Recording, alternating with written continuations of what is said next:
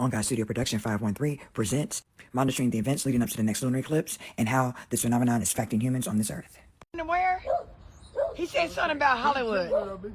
One for yourself. Hollywood. I'll do that for you. Alright, ladies and gentlemen, as I stated before, I've been monitoring the events leading up to our next lunar eclipse and Tesla's 2025 predictions. I always say, believe it or not, to my son with my big old long forehead. But I always say that to my son because I believe in Nicola Tessa. He's an amazing helping us. He is to get our island in a position for what he predicted over 100 or over 80 or so years ago. But one man actually made it so that we were able to communicate worldwide with each other. Some of the things that I flip is technology, such as this mic right here that is a noise canceller, translator, earbuds, so that I can communicate worldwide with 144 different languages. And also the videographer, so that I'm able to capture myself in some pictures. And so let's monitor the sun as you in. How this lunar phenomenon is affecting the humans and other inhabitants of this planet. Okay. So, oh my gosh, look at this now. Look at that. You guys see that, those beautiful colors in the sky there? The moon coming across the sky? That's not the moon. That's a traffic light. Sorry about that. I gotta let my eyelids adjust for a second. So, this is Cincinnati on Queen City, and I just wound up getting off the bus right there.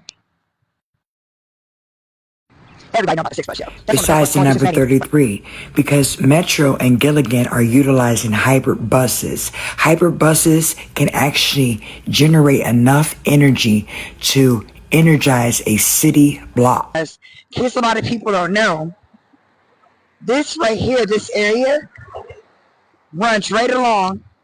Go Metro! Gilligan! Look at my... So this area right here is a viaduct. And that viaduct right there, this whole area right here is historical value. Because there's a transit system and they began building it right before the Great Depression hit.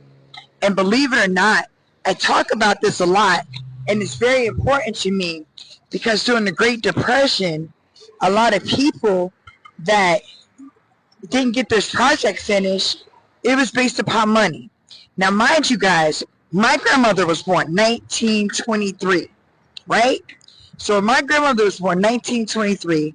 The Great Depression hit about hit from 1929 to 1937. And all this happened because Nicola Tessa and was battling with Thomas Edison. It was right at the War of the Current. There were many events that took place during that specific time that are important. The Cold War, the Civil War, the Great Depression. There were other many events that took place at that time, and the War of the Current. Don't forget that, the War of the Current. So the War of the Current took place, and that's basically the energy that we're using right now to light up our planet. It's not a sustainable energy. This energy is kind of draining us, and it's draining the inhabitants of the planet. So our goal here is not to speak negative into existence, but to educate people about the possibilities of a sustainable energy.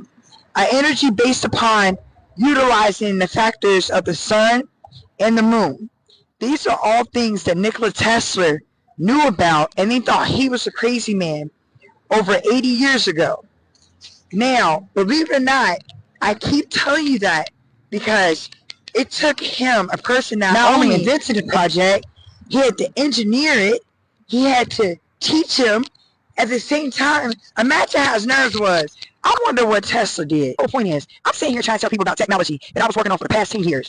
They over here slowing me down. So my whole point is, as you see the guys over there, you guys, this right here is where the actual transit system grid runs through. And one man over 80 years ago had to believe that we would need the technology for the new times, where the sun and moon would be out simultaneous. One love, peace.